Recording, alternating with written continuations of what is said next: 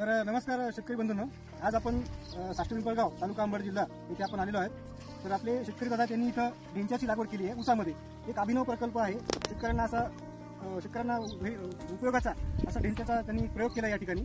तर दादांना आपण विचारू, सर्वात पहिले त्यांचा आपण परिचय घेऊया। दादा तुमचा परिचय द्या। मी काहीनाथ भाऊराव सरडे, साष्ट पिंपळगाव तालुका अंबड।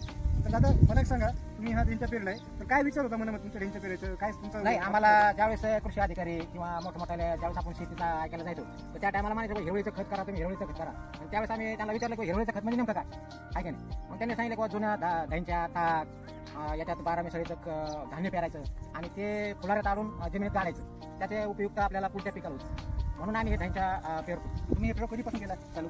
हा प्रयोग आम्ही जवळजवळ 2000 पासून आम्ही पेरतो।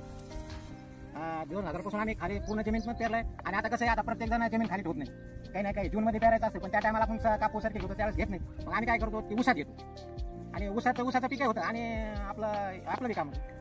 तर मी प्रयोग केला, ठीक आहे, पण तुम्हाला याच्यामध्ये काय फरक जाणवला? तुमचं उत्पन्न असो किंवा गेल्या वर्षीचं उत्पन्न असो आणि या वर्षीचं उत्पन्न असो, त्याच्यामध्ये तुम्हाला कसं जाणवला? सर्वात महत्त्वाचं आमच्याकडं क्षारयुक्त पाणी, आणि क्षारयुक्त पाणी असल्यामुळे कसं आमची जमीन तणक आणि चुकून होते म्हणजे, आणि ती जमीन जशी भुसभुशीत कशी होईल आहे की नाही। आणि याचं आता तुम्ही पाहता की हा फक्त 1.5 महिन्याचा ताग आहे। तर याला ज्या गाठी आल्यात याच्यानंतर तर स्थिरीकरण करता येईल, हवेतून नायट्रोजन घेतात ते, आणि मग आपल्या जमिनीला जे पूरक असतं किंवा जमिनीला आपल्या काळी कचरा ते त्याचं विघटन करायला ते मदत करतं, आणि आपली सुपीकता वाढतं, आणि टनेज तर ऑटोमॅटिक वाढतं। आपल्याला खत कमी लागतं, जे रासायनिक खत टाकतो आपण, तर असं रासायनिक खताचं प्रमाण आता तुम्ही पहा किती हिरवा ऊस आहे हा। याला आमचे अरे भाऊ डॉक्टर की आम्ही त्यांचं ऑर्गॅनिक खत जास्त वापरतो। आता मी तिथं पाहिलं की आपल्याला तिथं डिकम्पोज आहे, ट्रायकोडर्मा आहे, मायक्रोरायझा आहे, त्याच्यानंतर असे जे प्रयोग आम्ही डॉक्टर कृष्णचंद्राचाही जे प्रॉडक्ट आहे ते वापरतो। तुला सरडे साहेब, तुम्ही खूप छान एक मोहीम राबवली, आणि ह्याच्यापासून प्रेरणा घेऊन आपले साष्ट पिंपळगावचे शेतकरी पण याचा लाभ घेतील किंवा ह्याला फॉलो करतील, याची अपेक्षा बाळगतो आम्ही। तर मित्रांनो, तुम्ही पाहिले की आपण म्हणतो जमिनीची सुपीकता कमी होत आहे,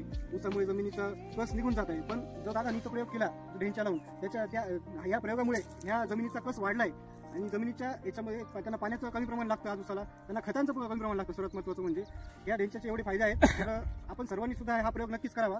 3 महिन्याचं पीक असतं, त्या 3 महिन्याच्या नंतर याला फुलोरा अवस्थेत आल्याच्या नंतर याला जमिनीत गाडून याचा आपण खत म्हणून, हिरवळीचा खत म्हणून वापर करू शकतो। तर अशा प्रकारे पद्धतीने हिरवळीच्या खताचा उपयोग करून आपले शेतातील उत्पन्न वाढवलेले आहे, आणि आपण जर अशाच पद्धतीने शेती केली पाहिजे, यासाठी हे चांगले प्रोत्साहन देत आहेत। आणि आपण जैविक खत आणि ढेंच्याचा उपयोग हे किती महत्त्वाचा आहे हे आपल्याला समजते, त्यामुळे आपण याचा उपयोग केला पाहिजे।